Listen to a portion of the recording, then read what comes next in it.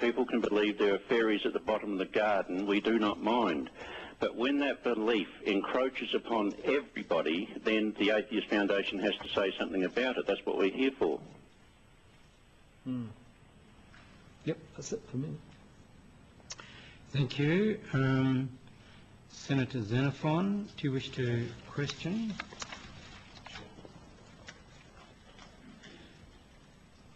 Mr. Nicholls, thank you for your submission. I just wanted to ask you that this bill provides for a public benefit test. Can I ask whether the Atheist Foundation of Australia receives tax concessions under Division 50 of the Income Tax Assessment Act or any other legislation? We don't receive any more taxation benefits than your average pony club, to answer that. David Nicholls speaking. Sure. So, Mr. Nicholls,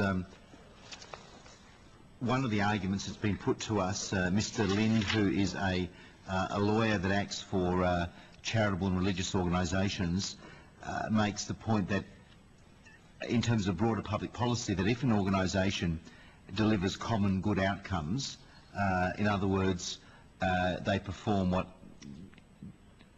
charitable acts, they alleviate poverty or homelessness, or do a number of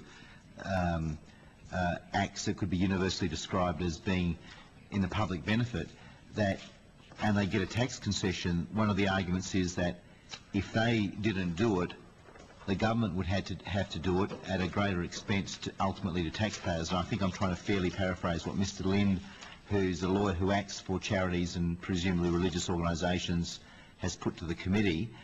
Do you have a comment on that? Well, we're not saying that people who are doing public good should not receive tax concessions. We are saying they should receive tax concessions. We're very strong about that. But we also say they should be accountable. Now, there's been a couple of cases, one from your home state, Mr. Xenophon, of the agape ministries who use coercion and all sorts of forced abortions and all sorts of things, and they're classed as a charity, and the figures floating around in the paper that they received something like $150,000 to carry out this work. Now, how do you tell who is doing good stuff and who is doing bad stuff if there's no accountability? All we're asking for is that charities have to be accountable. You don't have any argument from me in relation to that, Mr. Nicholls. I just wanted to get your views in terms of what Mr. Lind, lawyer, said. But to be fair to Mr. Lind, he seemed to be broadly supportive of a charities commission type approach.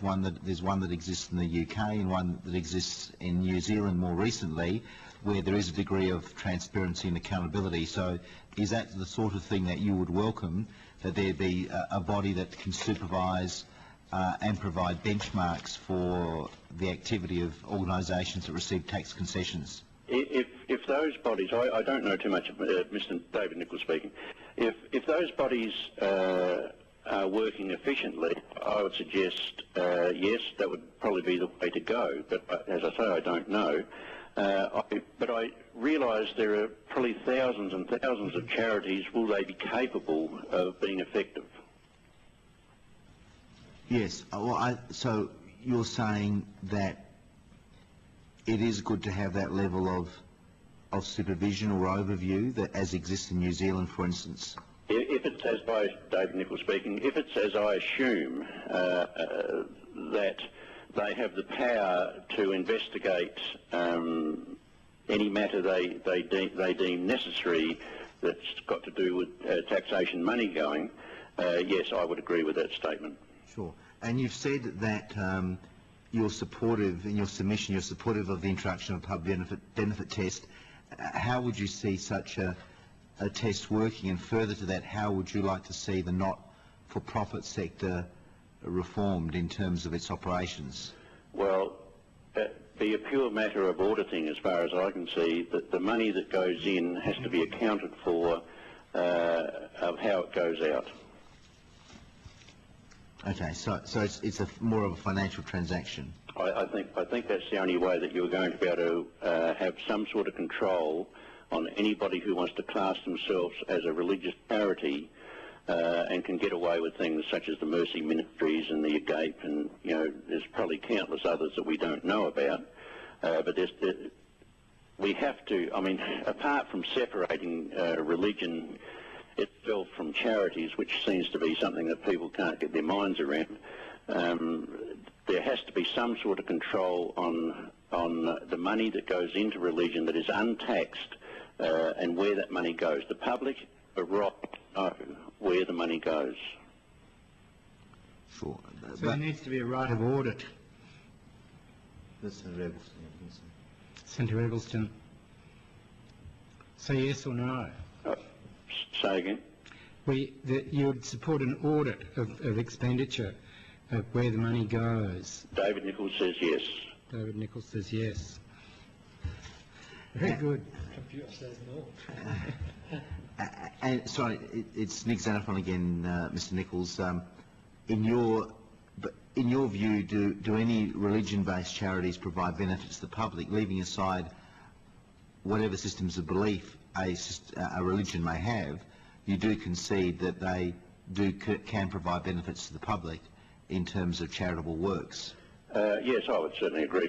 I mean, people who are of a religious nature have different sort of motives for helping helping with charitable institutions. I don't want to go into what those motives might be, but yes, I would fully support anybody who is trying to benefit other humans.